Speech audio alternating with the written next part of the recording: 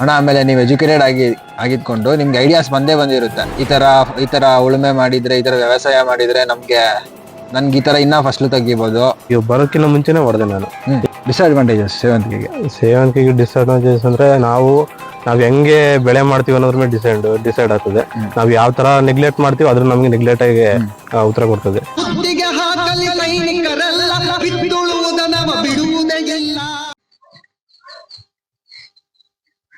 ನಮಸ್ಕಾರ ಸ್ನೇಹಿತರೆ, ರೈತರ ಜೊತೆ ಮಾತುಕತೆ 2ನೇ ಸಂಚಿಕೆಗೆ ಸುಸ್ವಾಗತ. ಅಣ್ಣ ನಿಮ್ಮ ಹೆಸರು?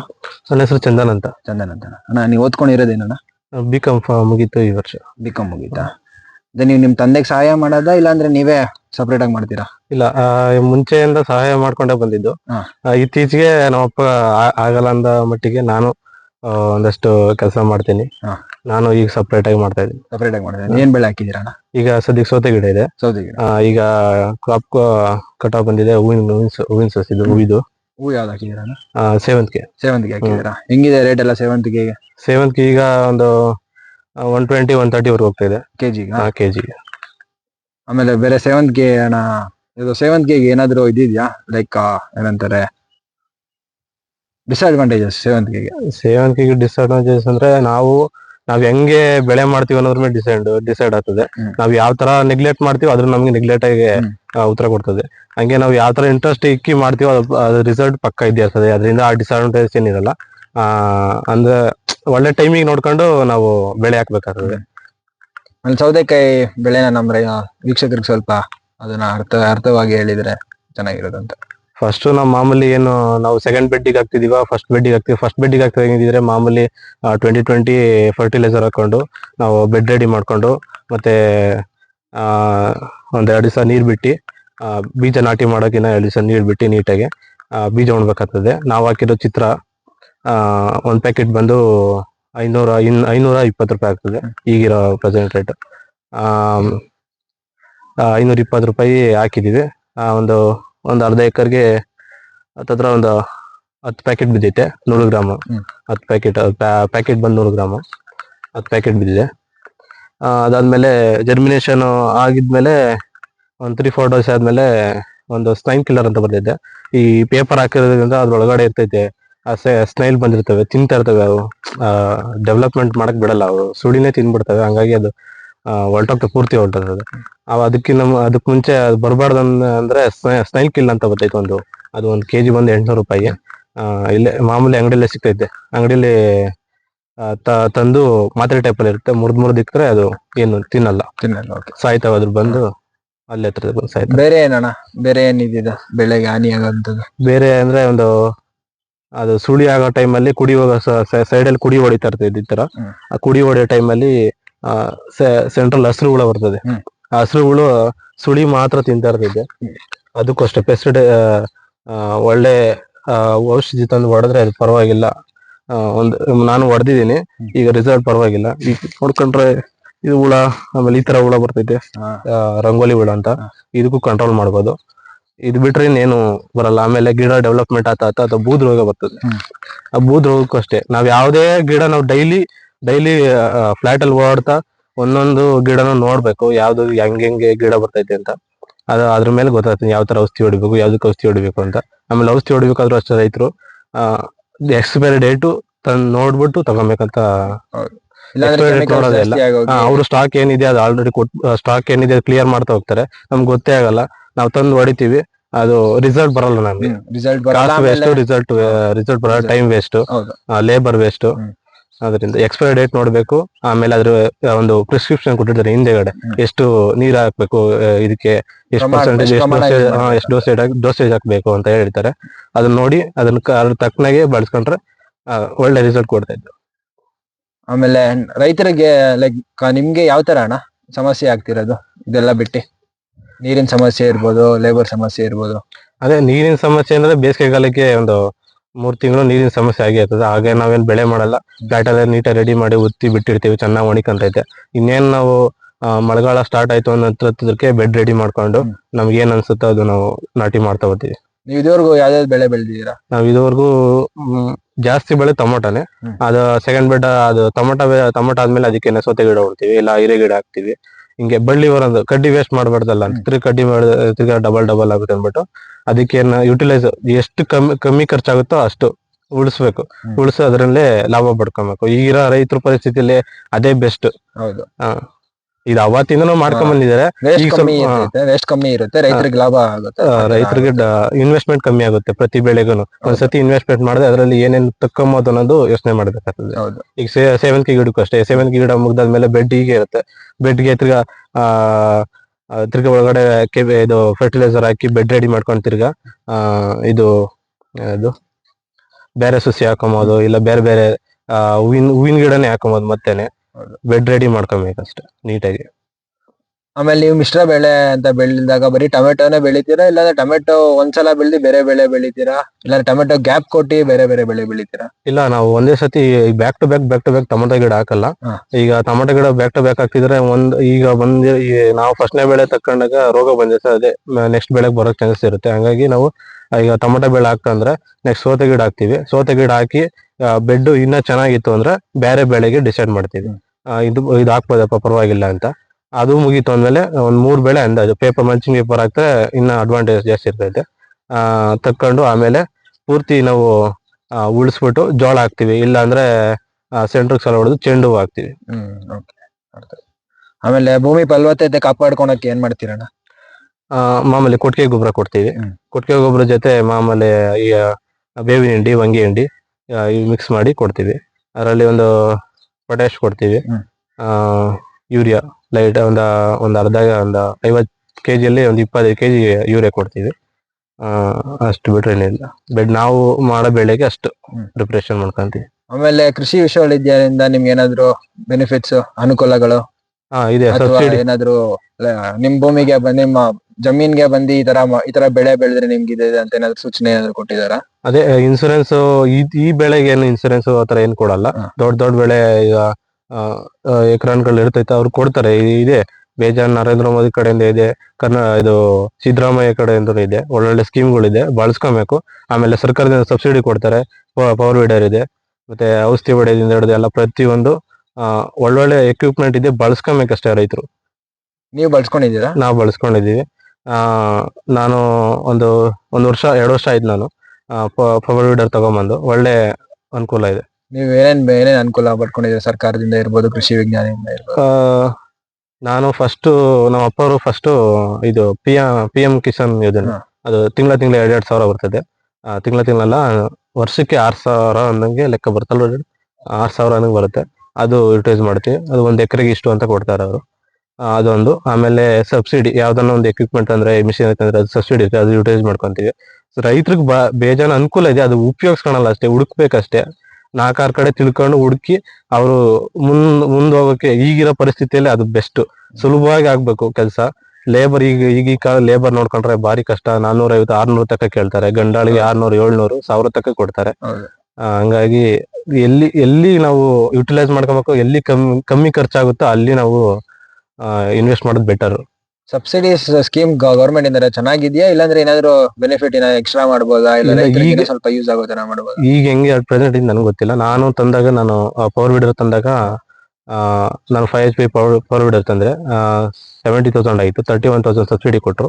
ಇನ್ ಮಿಕ್ಕಿ ನಾನು ಕ್ಯಾಶ್ ಕೊಟ್ಟು ತಗೊಂಬಂದೆ. ಪರ್ಫಾರ್ಮೆನ್ಸ್ ಚೆನ್ನಾಗೈತೆ, ಒಳ್ಳೆ ಮಿಷಿನ್ ಕೊಡೋದು. ನನ್ನ ಮಗದಲ್ಲಿ ಇರೋದದು ಚೆನ್ನಾಗಿದೆ. ಅದಕ್ಕೆ ಅಟ್ಯಾಚ್ಮೆಂಟ್ಸ್ ಇದಾವೆ, ಉಳದ ಸಿಂಗಲ್ ನೇಗ್ಲು, ಆಮೇಲೆ ರೋಟ್ರೋವೇಟ್ರು ಎಲ್ಲ ಕೊಡ್ತಾರೆ. ಸರಿ. ಆಮೇಲೆ ನೀವು ಓದ್ಕೊಂಡು ಕೃಷಿ ಮಾಡ್ತಿದ್ದೀರಾ. ತುಂಬಾ ಜನ ಈಗಿನ ಕಾಲದವ್ರಿಗೆ ನೀವು ಒಂಥರ ಎಕ್ಸಾಂಪಲ್, ಮಾದರಿ ತರ. ನೀವು ಅದ್ರ ಬಗ್ಗೆ ಏನ್ ಹೇಳಕ್ ಇಷ್ಟಪಡ್ತೀರಾ? ಓದೋದು ಒಂದ್ ಕಡೆ ಆದ್ರೆ, ಇದು ಅವತ್ತಿಂದ ಮಾಡ್ಕೊಂಡ್ಬಿಟ್ರು ನಮ್ ತಂದೆಯವ್ರು ಮಾಡ್ಕೊಂಡ್ ಬಂದಿದ್ದು. ನಾನು ಅದೇ ಅಂತ ನಾನು ಇಂಟ್ರೆಸ್ಟ್ ಇದೆ ನನಗೂನು. ಆಮೇಲೆ ಗೊತ್ತಾಯ್ತು ಇದರಿಂದನೇ ನಾವು ಎಷ್ಟೊಂದ್ ಜನ ಬದುಕ್ತಿದ್ದಾರೆ, ಇದರಿಂದನೇ ಲಾಭ ಇದೆ ಅಂತ ಹೇಳಿ ತಿಳ್ಕೊಂಡು ಓದ್ರ ಜೊತೆ ನಾನು ಇದನ್ನು ಮಾಡ್ಕೊಂಡ್ ಬರ್ತಾ ಇದ್ದೀನಿ. ಪರವಾಗಿಲ್ಲ, ಮಾಡ್ಬೋದು. ಓದೋದ್ರ ಜೊತೆ ಇದನ್ನ ಮಾಡ್ಕೊಬೋದು. ಮತ್ತೆ ನಮ್ಮ ವೀಕ್ಷಕರಿಗೆ ನಿಮ್ ಬಗ್ಗೆನು ಸ್ವಲ್ಪ ತಿಳಿಸಿ. ಲೈಕ್ ನೀವ್ ಅಪ್ಪ ನೋಡ್ಕೊಂಡು ನೀವ್ ಹೆಂಗೆ ಕೃಷಿ ಕಡೆಗೆ ಆಸಕ್ತಿ ತೋರಿಸಿದ್ರಿ, ಅದಾದ್ಮೇಲೆ ನಿಮ್ ತಂದೆಯವ್ರು ಹೆಂಗ್ ಕೃಷಿ ಮಾಡ್ತಿದ್ರು, ಇವಾಗ ನೀವ್ ಹೆಂಗೆ ಅದನ್ನ ಅಳವಡಿಸ್ಕೊಂಡಿದೀರಾ, ನೀವಿನ್ನ ಎಷ್ಟೊಂದು ಇಂಪ್ರೂವ್ ಮಾಡ್ಕೊಂಡಿದೀರಾ ಅಂತ. ಫಸ್ಟ್ ನಮ್ ತಂದೆಯವರು ಇದಕ್ಕೆ ಪೂರ್ತಿ 1 ಎಕರೆ ಅಡಿಕೆ ಗಿಡ ಇತ್ತು. ಹ್ಮ್.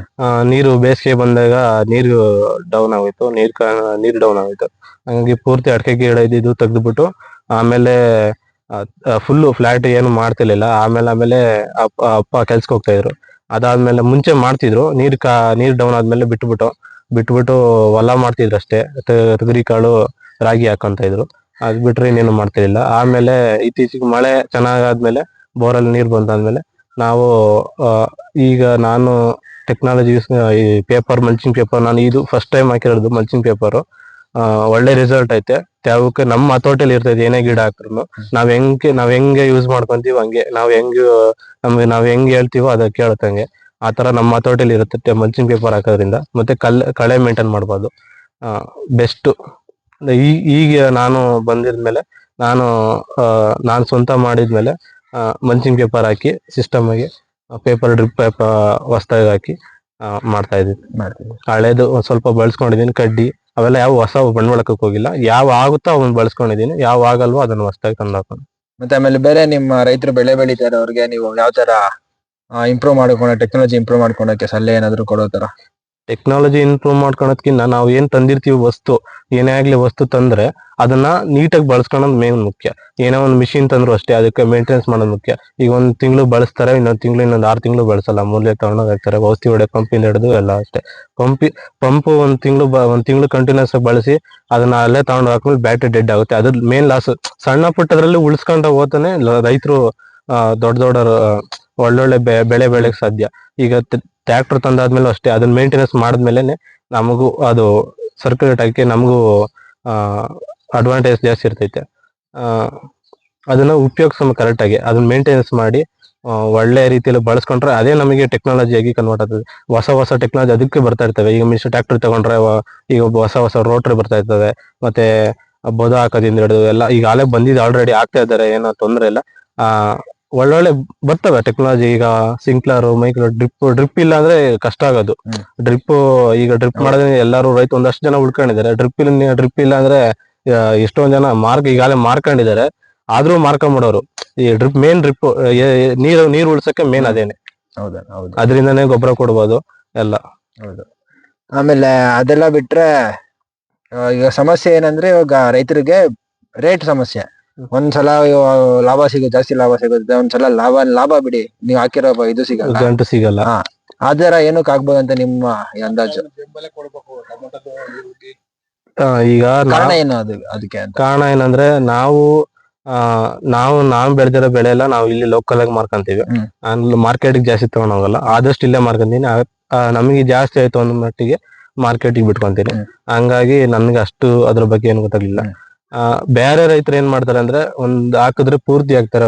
5 ಎಕರೆ ಪೂರ್ತಿ ಟೊಮೊಟೊ, 10 ಎಕರೆ ಪೂರ್ತಿ. ಕೋಲಾರದಾಗ ನೋಡಂಗೆ ಇಲ್ಲ, 10 ಎಕರೆ 20 ಎಕರೆ ಟೊಮೊಟೊ ಹಾಕ್ತಾರೆ, ತಗೊಂಡೋಗಿ ಮಾರ್ಕೆಟ್ಗೆ ಹಾಕ್ತಾರೆ. ಎಲ್ಲ ಒಂದೇ ಸತಿ ಹಾಕ್ದಾಗ ಏನಾಗ್ತದೆ, ನಮ್ಗೆ ಅವಶ್ಯಕತೆ ಇದ್ದಷ್ಟು ಮಾತ್ರ ತಗೊಂತಾರೆ, ಇನ್ ಮಿಕ್ಕಿದ್ದು ವೇಸ್ಟ್ ಆಗಿ ಆಗ್ತದೆ. ಅದು ನಾವು ಮೇನ್ ತಿಳ್ಕೊಬೇಕಾಗಿರೋದು. ಎಷ್ಟು ಅವಶ್ಯಕತೆ ಇದೆ ಅಷ್ಟು ನಮಗ್ ಬೇಕಾಗ್ಬೇಕು. ನಾವು ನೋಡ್ಕೊಬೇಕು, ಪ್ರತಿ ವರ್ಷ ಆಗ್ತಾ ಇದೀವ, ಯಾವ ವರ್ಷದಲ್ಲಿ ನಮಗೆ ರೈಟ್ ಸಿಗುತ್ತೆ, ಯಾವ ವರ್ಷದಲ್ಲಿ ರೈಟ್ ಸಿಗಲ್ಲ. ಒಂದು ಅಂದಾಜೊಂದು ಸಿಗುತ್ತೆ, ಒಂದು ಟ್ಯಾಲಿ ಸಿಗುತ್ತೆ, ಹಿಂಗ್ ಮಾಡ್ಬೋದು, ಹಿಂಗ್ ಬಿಟ್ಬೋದು ಅಂತ. ಕೆಲವರು ಬುದ್ಧಿವಂತಿಕೆಯಿಂದ ಮಾಡ್ತಾ ಇದ್ರು, ಈಗೂ ಮಾಡ್ತಾ ಇದಾರೆ. ಕೆಲವರು ಹಾಕಿದ ತಕ್ಕನಾಗ ಲಾಸ್ ಮಾಡ್ಕೊಂತಾರೆ. ಏನು ಮಾಡಕ್ಕಾಗಲ್ಲ. ಈ ಸರ್ಕಾರ ಸಪೋರ್ಟ್ ಮಾಡ್ಬೇಕು. ಎಲ್ಲ ಒಂದು ಟೀ ಕುಡಿಯೋ ಗ್ಲಾಸಿಂದ ಒಂದು ಒಳ್ಳೆ ಬೆಲೆ ಇದೆ. ಅದೇ ಟೊಮೊಟೊಗೆ ಮತ್ತೆ ಈರುಳ್ಳಿಗೆ ಒಂದು ನಿಗದಿತ ಬೆಲೆ ಇಲ್ಲ. ಅದು ಬೆಲೆ ಫಿಕ್ಸ್ ಮಾಡಿದ್ರೆ ಮಾತ್ರ ರೈತರು ಒಂಚೂರು ಮೇಲ್ಮಟ್ಟಕ್ಕೆ ಯಾವ್ದೋ ಒಂದು ಕನಿಷ್ಠ ಜೀವನ ಮಟ್ಟಕ್ಕಾದ್ರೂ ತಗ್ಗಿಸುತ್ತೆ. ಅದ್ ಬಿಟ್ರೆ ಇವಾಗ ಟೆಕ್ನಾಲಜೀಸ್ ತುಂಬಾ ಬರ್ತಿದೆಯಲ್ಲ ಅಣ್ಣ. ಫಾರ್ ಎಕ್ಸಾಂಪಲ್ ಏನ್ ಅನ್ಬೋದು ಅಂದ್ರೆ, ನೀರು ಡ್ರಿಪ್ ಇರಿಗೇಷನ್ ಇದೆಯಲ್ಲ, ಡ್ರಿಪ್ ಇರಿಗೇಷನ್ಗೆ ಇವಾಗ ಡ್ರಿಪ್ ಇರಿಗೇಷನ್ ಇನ್ನೂ ಒಂದು ಬರ್ತಿದೆ, ಆಟೋಮೇಷನ್ ಟೆಸ್ಟಿಂಗ್ ಅಂತ. ಅದ್ ಹೇಗೆ ಅಂದ್ರೆ, ಅದು ಈಗ ನೀರ್ ಬಿಟ್ಟಿದ್ದೀರಾ, ನೀವು ಇವಾಗ ಆನ್ ಮಾಡಿ ಬಿಟ್ಬಿಟ್ಟಿದ್ದೀರಾ. ಇವಾಗ ಭೂಮಿಗೆ ಎಷ್ಟ್ ಬೇಕೋ ನೀರು ಅದಕ್ಕೆ ಜಾಸ್ತಿ ಬಂದ್ಬಿಟ್ಟಿರುತ್ತೆ. ಆಗ ಒಂದ್ ಸ್ವಲ್ಪ ಏನಂತಾರೆ, ಭೂಮಿಗೆ ಅದರಿಂದ ಒಂದ್ ಸ್ವಲ್ಪ ಹಾನಿ ಆಗುತ್ತೆ. ಗಿಡಕ್ಕೆ ಅವಶ್ಯಕತೆ ಎಷ್ಟಿದೆ ಮಾತ್ರ ಕೊಟ್ಟರೆ ಅದಕ್ಕೆ. ಅದಕ್ಕೋಸ್ಕರ ಸೆನ್ಸರ್ಸ್, ಮಾಯಿಶ್ಚರ್ ಸೆನ್ಸರ್ಸ್ ಅಲ್ಲೆಲ್ಲ ಫಿಕ್ಸ್ ಭೂಮಿಯಲ್ಲಿ ನೆಟ್ಟಿರ್ತಾರೆ. ಅವಾಗ ಎಷ್ಟು ಮಾಯಿಶ್ಚರ್ ಇದಾಗ ಡಿಟೆಕ್ಟ್ ಆಗಿ ಅದು ಇದಾಗ ಆಟೋಮೆಟಿಕ್ ಸ್ಟಾಪ್ ಆಗುತ್ತೆ, ಆಟೋಮೆಟಿಕ್ ಆನ್ ಆಗುತ್ತೆ. ಆತರ ಎಲ್ಲ ಇಂಪ್ಲಿಮೆಂಟ್ ಮಾಡಿದ್ರೆ ಯಾವ ತರ ಬರ್ಬೋದು? ಅದು ಸಣ್ಣ ರೈತರಿಗೆ ಅದು ಸ್ವಲ್ಪ ವರ್ತ್ ಆಗುತ್ತೆ ಅನ್ಸುತ್ತೆ. ಮೋಸ್ಟ್ಲಿ ಜಾಸ್ತಿ ಬೆಲೆ ಅದು. ಈ ದೊಡ್ಡ ಫ್ಲಾಟ್ ಇರುತ್ತಲ್ಲ, ಅವ್ರಿಗೆ ಬೆಟರ್ ಅನ್ಸುತ್ತೆ. ಈಗ ಎಲ್ಲೋ ಇರ್ತಾರೆ, ಅವ್ರಿಗೆ ಗೊತ್ತಾಗಲ್ಲ ನಾವು ನೀರ್ ಬಿಡ್ಬೇಕೋ ಬೇಡವೋ ಅಂತ. ಅದು ಟೆಕ್ನಾಲಜಿ ಇನ್ಸ್ಟಾಲ್ ಮಾಡ್ಕೊಂಡ್ರೆ ಬೆಸ್ಟ್. ಅದು ಅವ್ರಿಗೆ ಅನುಕೂಲ ಇದ್ರೆ, ಅಂದ್ರೆ ಅವರು ಫೈನಾನ್ಷಿಯಲಿ ಸಪೋರ್ಟ್ ಇದ್ರೆ ಅದನ್ನ ಮಾಡ್ಕೊಬಹುದು, ಅದು ತೊಂದ್ರೆ ಇಲ್ಲ. ಒಳ್ಳೊಳ್ಳೆ ಟೆಕ್ನಾಲಜಿ ಇದೆ, ಬಳಸ್ಕೊಬಹುದು. ಅದನ್ನ ಫ್ರೀ ಆಗಿ ಕೊಟ್ರೆ ಫ್ರೀಯಾಗಿ ಕೊಟ್ರೆ ಎಲ್ಲಾರು ಉಪಯೋಗಿಸಿ ಎಲ್ಲಾರು ಉಪಯೋಗಿಸ್ಕೊಂತಾರೆ. ಯಾರು ಉಪಯೋಗಿಸೋಣಲ್ಲ, ಪ್ರತಿಯೊಬ್ರು ಸಣ್ಣ ರೈತರಿಂದ ದೊಡ್ಡ ರೈತರವರೆಗೂ ಅದೆಲ್ಲ ಬಿಟ್ರೆ ಬೇರೆ ಸಮಸ್ಯೆಗಳ ಬಗ್ಗೆ ಬೇರೆ ಸಮಸ್ಯೆ ಅಂದ್ರೆ ವೆದರ್, ಮೇನ್ ವೆದರ್. ನಾವೊಂದು 50% ನಾವು ಕೆಲಸ ಮಾಡಿದ್ರೆ ಇನ್ 50% ವೆದರ್ ಕೆಲಸ ಮಾಡ್ಬೇಕು. ನಾವ್ ಹೆಂಗೆ ನಾವ್ ಇದ್ರಲ್ಲಿ ಹೆಂಗ್ ಕೆಲಸ ಮಾಡ್ತೀವೋ ಅದು ಹಂಗೆ. ಬೆಳಗ್ಗೆ ಬಿಸಿಲು ಬಂತು ಅಂದ್ರೆ ಒಂದೇ ಸತಿ ಬಿಸಿಲು ಬಂತು ಅಂದ್ರೆ ಗಿಡನೂ ಇರಲ್ಲ, ಒಂದೇ ಸತಿ ಮಳೆ ಬಂತು ಇರಲ್ಲ. ನಾವೇನೋ ಈ ಮಲ್ಚಿಂಗ್ ಪೇಪರ್ ಹಾಕಿದ್ರು ಸಾಲಾಗಿ ನೀರ್ ನಿಂತ್ಕೊಂಡ್ರು ಇರಲ್ಲ ಗಿಡ. ಆದ್ರೂನು ಅದ್ ನಾವು ವೆದರ್ ಸಪೋರ್ಟ್ ಮಾಡ್ಬೇಕಷ್ಟೇ, ಏನು ಮಾಡಕ್ಕಲ್ಲ. ಬೇರೆ ಏನಿದೆ ಅಣ್ಣ ನಿಮ್ ತಲೆಯಲ್ಲಿ ಬೆಳೆಯಕ್ಕೆ? ನಾವ್ ಇವಾಗ ಸೋತೆ ಗಿಡ ಬಿಟ್ರೆ ಹೂವಿನ ಗಿಡ ಬಿಟ್ರೆ ತಿರ್ಗಿನ್ನು ನೆಕ್ಸ್ಟ್ ಪೂರ್ಣಿಮಾ ಅಂತ ಅದೊಂದು ಹೂವು ಹಾಕಿದೀವಿ. ಈ ಕೊರೆಗೆ ಅದು ಬರಲ್ಲ, ಇದು ಸೇವಂತಿಗೆ ಎಲ್ಲೋ ಸೆಂಟ್ ಬರಲ್ಲ. ಲೈಟಿಂಗ್ಸ್ ಎಲ್ಲ ಅರೇಂಜ್ ನಮಗೆ ಖರ್ಚು ಜಾಸ್ತಿ ಆಗುತ್ತೆ. ನಾವ್ ಯಾವ್ದಕ್ಕೆ ಕಡಿಮೆ ಖರ್ಚು ನಾವು ಹಾಕ್ತಿವೋ ಅದನ್ನ ನಾವು ಅದನ್ನ ಹಾಕ್ತಾ ಹೋಗ್ತೀವಿ. ಹಂಗೆ ಪೂರ್ಣಿಮಾ ಇದು ಟೊಮಾಟೊ ಗಿಡ ಹಾಕಿದೆ, ಅದೇ ಬೆಡ್ಗೆ ನಾವು ಪೂರ್ಣಿಮಾ ಸಸಿ ಹಾಕಿದ್ದೀನಿ. ಅದು ಒಂದು 15 days ಆಯ್ತು. ಹಿಂಗೆ ಇಷ್ಟೇ ಇದೆ ನಮ್ದು, ಇನ್ಯಾವ್ದಿಲ್ಲ. ಇದು ನಮ್ಮ ಅಣ್ಣವ್ರದ್ದು, ಅದ್ ಕಡೆ ನಮ್ಮರ್ದು, ಇದು ನಮ್ಮ ಚಿಕ್ಕಪ್ಪರದು. ಇಲ್ಲ ಅವ್ರೇನು ಬೆಳೆ ಹಾಕಿಲ್ಲ ಅವರು? ಇಲ್ಲ ಅವ್ರೇನು ಬೆಳೆ ಹಾಕಿಲ್ಲ. ಈ ಜೋಳ ಹಾಕಿದ್ದಾರೆ, ಜೋಳ ಬಿಟ್ರೆ ಚೆನ್ನಾಗಿ ತೆಗಿರಿ ಗಿಡ ಇದೆ.